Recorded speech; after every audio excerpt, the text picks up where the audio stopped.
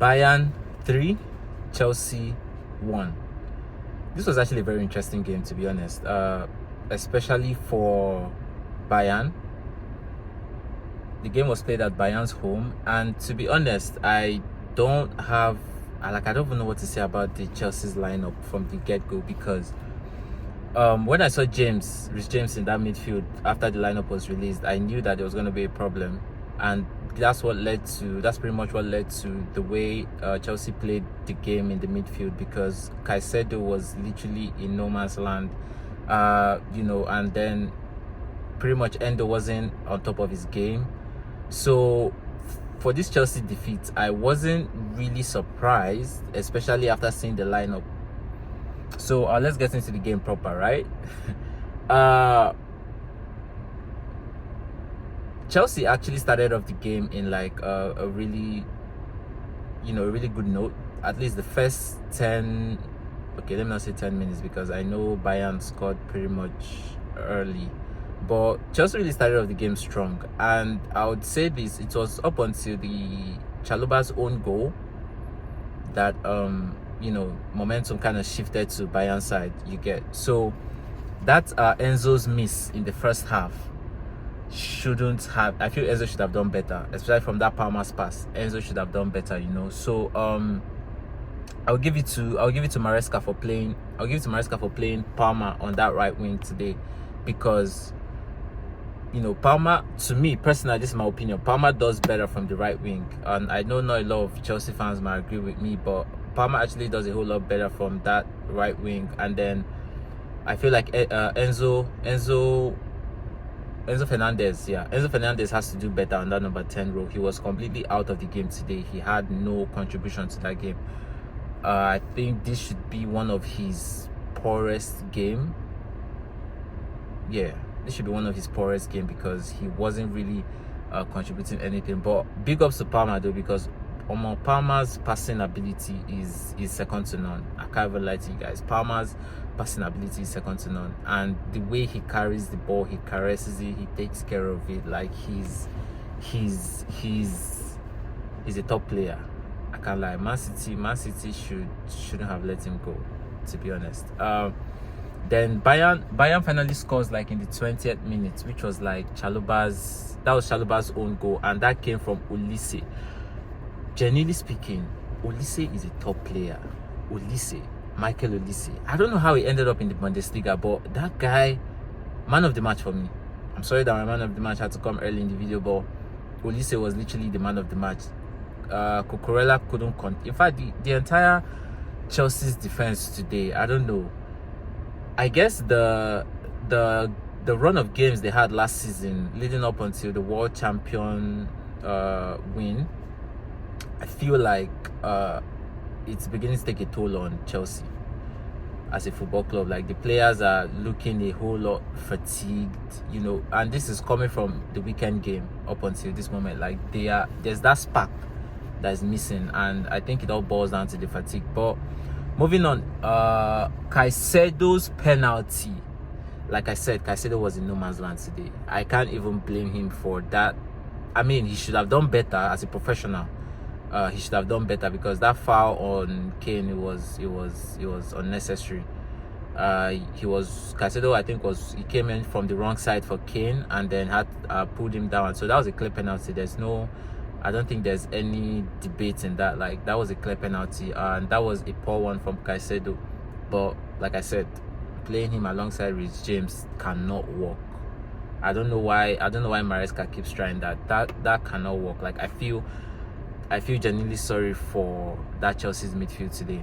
And then Kane scoring that penalty made it like his ninth goal against Chelsea in his career, or something like that.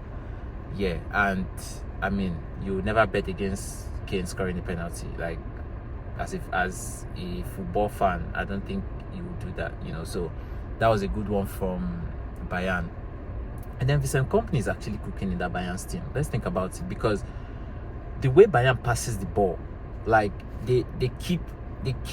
I think the only team after Bayern to do that, like, and do it very well, is PSG. Like, they keep the ball on the ground and they pass it. Like, they keep passing it until they get a chance to shoot. Like they're not making risky passes. They are not. And then Olise being in that team, he helps to like engineer how the ball moves, where the ball moves to, and bro, Vincent Kompany is actually cooking with that Bayern team. I won't be surprised if they go all the way to the final this season. And this is not even coming from like a one-off game. I'm talking based on track record of how Bayern has been playing since Vincent Kompany took over. So Cole Palmer then replies. I think after it was 2-0 up, Cole Palmer replies within 5 minutes.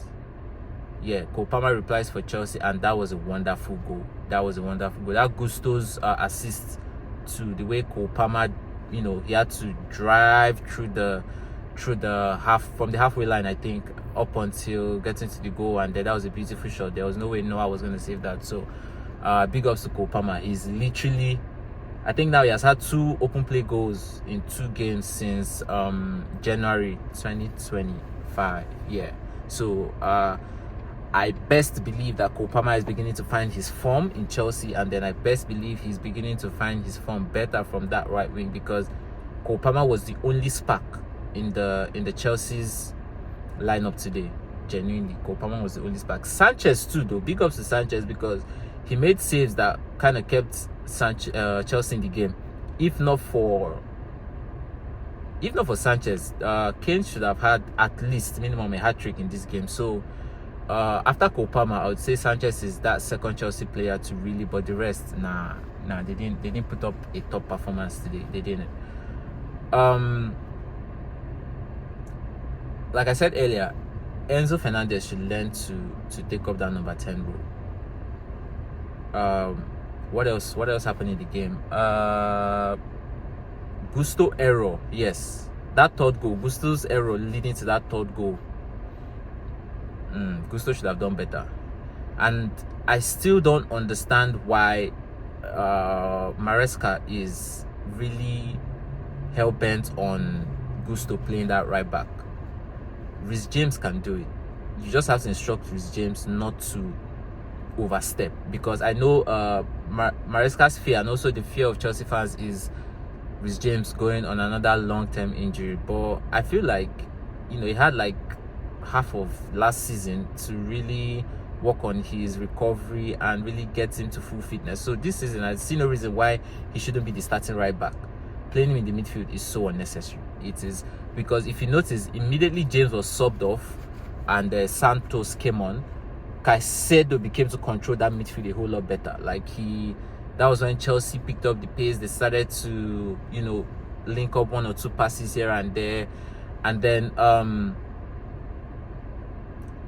I think that was what led up to Chelsea's disallowed second goal from Cole Palmer being offside, and I think that pass came from Santos, if I'm not mistaken, and that was a beautiful pass. That was a beautiful finish from. I was really, really hoping that goal was not going to be disallowed, but I think it was a very tiny margin of offside. But that was a beautiful strike from Cole Palmer.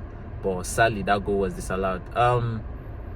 Who was the Chalobah had a stinker in this game. Chalobah was off it. He was completely, like I said, I feel like it all boils down to fatigue, maybe the build up from last season. So I wouldn't put too much blame, or I wouldn't read too much meaning in this game, and sadly for Chelsea, their next Champions League game is against Benfica, and I'm seeing the news now of Benfica being close to signing Jose Mourinho as their permanent head coach. So hopefully before the next game, Chelsea versus Benfica, I believe Jose Mourinho should be their head coach. So I really don't see Mourinho losing against Chelsea. Like he's that type of coach. At the end of the day, like he would not. Best result is a draw. So I mean, Maresca could come up with something. So let's see how that game goes. And then I think in the Premier League, Chelsea's next game is Manchester United. I mean, at this point, you can't even count Man U as a competition anymore. Like I feel like Chelsea will breeze past them despite their loss today against Bayern Munich. So big ups to Chelsea fans out there.